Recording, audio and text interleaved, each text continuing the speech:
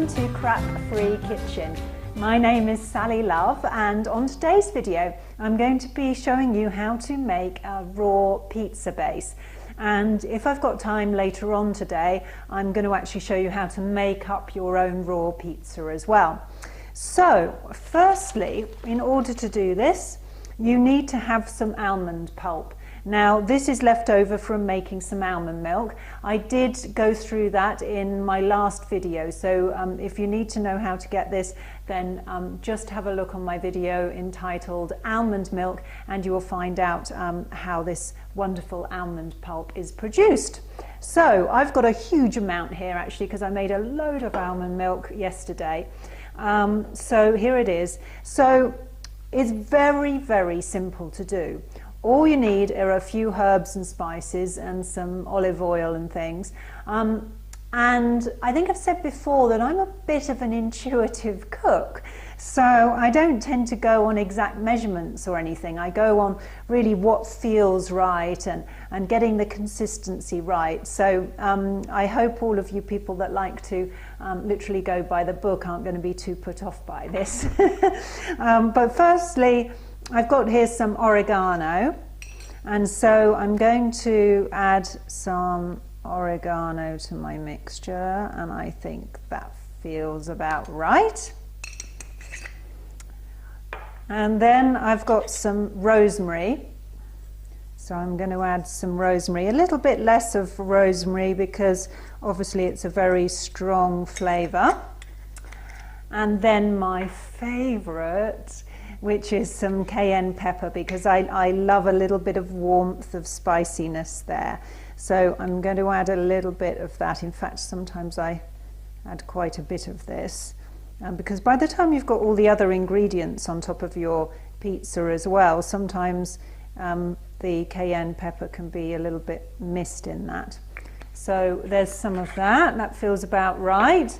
Then I'm adding the juice of 2 lemons, and they're actually 2 small lemons that I've used.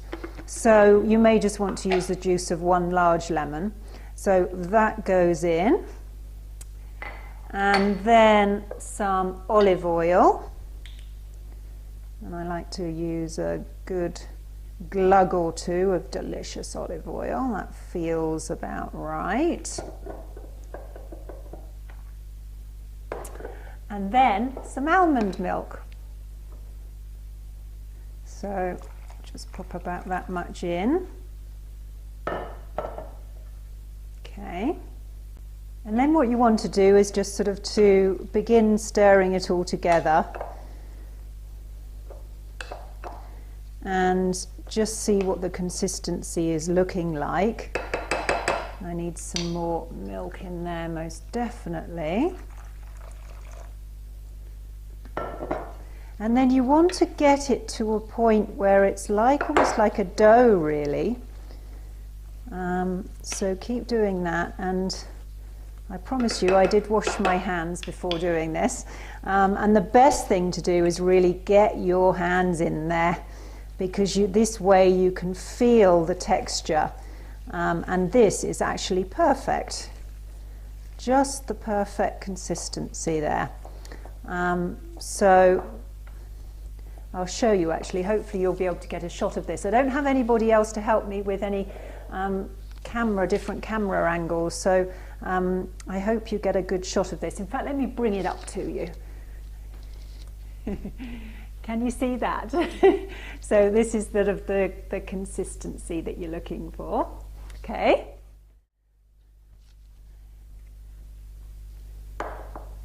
And then you just literally get a relatively sort of medium-sized ball shape of the pulp in your hands, like so. Shape it into a ball, and then just pop it down onto some, this is some greaseproof paper. What do you call it in America? Parchment baking paper. And this is actually chlorine-free, free of all crap paper, which is why it's the brown colour and not white, which means it's been bleached and has nasty chemicals in it. And then basically all you do is spread it out. like so. Now, what I like to do is to make relatively smallish sort of individual portions for these, because it's very easy for these bases to crumble when you turn them over. I'm going to put them into a dehydrator, and then about halfway through I flip them over, and I have found that when I've done bigger ones and ones that are too thin as well, they can break off. So I tend to do them sort of, I suppose it's about the span of my hand in width, and this one is actually quite a nice thick juicy one there, and it really is that simple. So I'm just going to do another one here. Now, of course, what you can do is make these into biscuits as well, some savoury biscuits, because these are full of protein, absolutely fantastic as a snack to keep you going during your day. So you could make a load of these and then take them off to work, or have them available during the day when you really feel like getting a snack attack and you need something to eat. And that's a good, healthy, quick alternative which will satisfy you and then really be much more healthy than grabbing some chocolate or crisps or whatever it is you go for. I should say chips for those in America. I'm trying to learn some American terminology here, so bear with me. Okay, so there we go, and then literally all I do is pop that into a dehydrator at about 105, and then usually it takes about 8 hours, sometimes 6 hours. I'm doing this in the morning actually, and it's 10:45 here, and I'm actually hoping that these are going to be ready for this evening.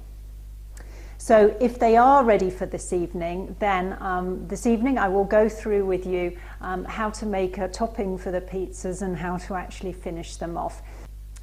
One thing actually I nearly forgot to mention was that if you don't have a dehydrator, what you can do is put these into a very low oven, and a low heated oven. So you put it on the lowest level that you can, and you have the door open a little bit, and then you just keep that going for several hours, and that will do a similar job to a dehydrator. Okay, so I'm ready for supper. I'm going to now make up the sauce that's going to go on the top of the raw pizzas. So firstly, I've got a whole load of really beautiful organic spinach leaves. So they're going into the blender. Fill it up with plenty of those. I think that will probably do. And then I've got some nuts and seeds here, some pecans and some sunflower seeds that I've been soaking. So I'm going to put some of those in there as well. Let's see, 1, 2, 3, yeah, I think about 4 handfuls. There we go, 4 handfuls of that. Also 1 lovely big fat juicy garlic clove in there, and also I'm going to add some sun-dried tomatoes. So I think, let's see what we've got. We've got some nice big ones here. And let's put 1, 2,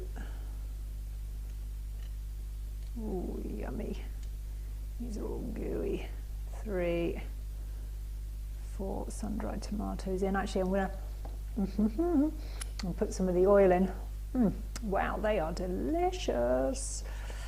Okay. And then I'm going to add a little bit of water as well. Okay, now this can be a little bit of a tricky procedure because a lot of the ingredients tend to get sort of a bit clogged up in here, so you usually have to use the tamper to help with this. So first of all, I find it best if you just sort of push it all down, and then let's get it going.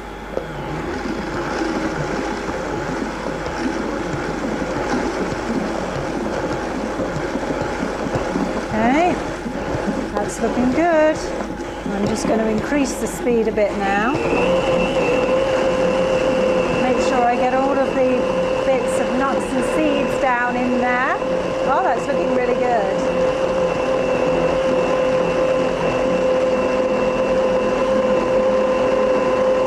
Perfect. Final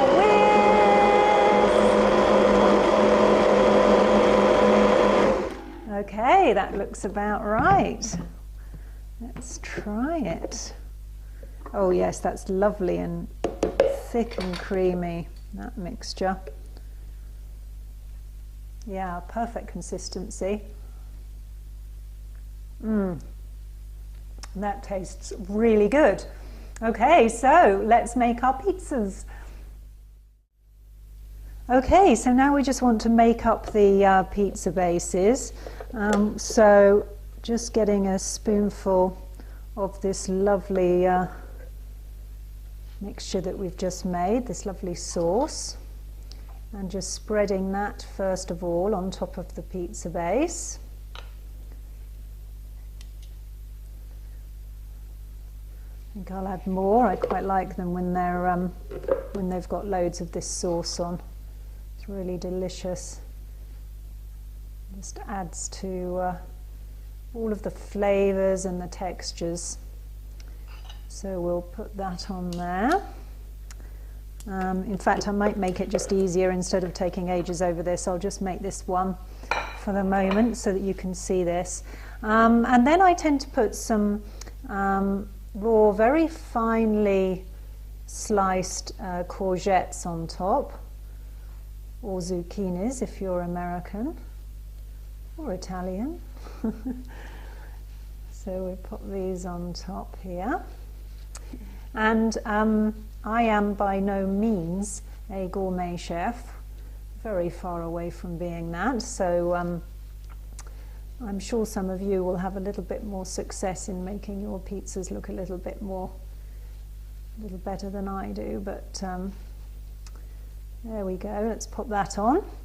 And then I've got some pepper, so I'm going to pop some red pepper on there. So a few pieces of that to go around the outside. Oops. Like so.